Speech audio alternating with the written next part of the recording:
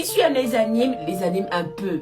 Je te présente ici 3 animes que je ne dois absolument pas voir en famille. C'est des moins de 18 ans, tu es prévenu. Warning, ces animes contiennent des scènes gore et des scènes sexuelles, donc tu as intérêt à faire gaffe lorsque tu regardes ou alors à ne pas regarder si tu as moins de 12 ans. C'est ce que tu as suivi. Auquel cas, je ne serai pas responsable. Numéro 3, High School DxD. C'est l'histoire de Yumi, un jeune garçon qui était accro au sexe. Un jour, alors qu'il avait rendez-vous avec une fille, tout se passait bien jusqu'au moment où il devait se séparer. À ce moment-là, la fille lui demande si celui-ci veut réaliser l'un de ses souhaits.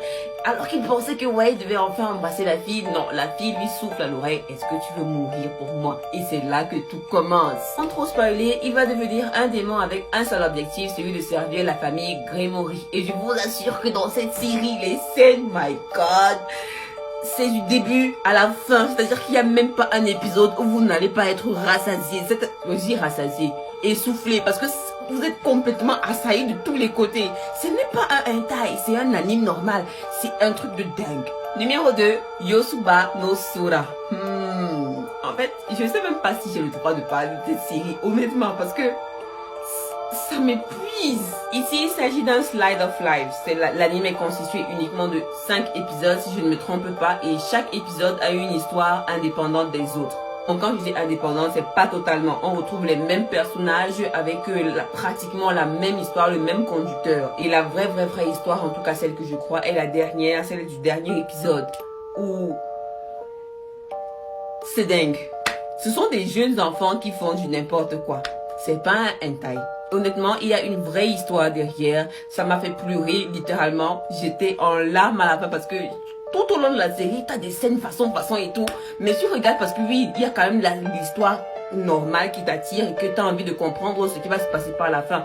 Justement, quand je dis que les épisodes ne sont pas décousus, c'est parce qu'il y a quelques trucs qui rappellent à chaque épisode. Et la fin, le dernier épisode, pour moi, c'est une pépite. C'est une toute autre manière de voir les choses dans la vie. Donc, je sais pas si je dois le recommander ou pas. En tout cas, si on me bloque, ce sera de votre faute. Et numéro 1, my god, honnêtement, si je me fais bloquer, ce sera trop de votre faute. Vous allez me créer un autre compte et vous allez tous revenir vous abonner. Numéro 1, Hedo Healer. Hey. C'est vrai que les autres animes, il y avait une histoire conductrice et tout. Mais ça, même s'il y a eu, c'est vrai, celle-ci aussi, il y a une histoire conductrice. Mais honnêtement, on est à la limite du hentai, à la limite du... Et même pas les hentai, genre les hentai simples et tout. Ça, c'est le hentai du hentai, donc...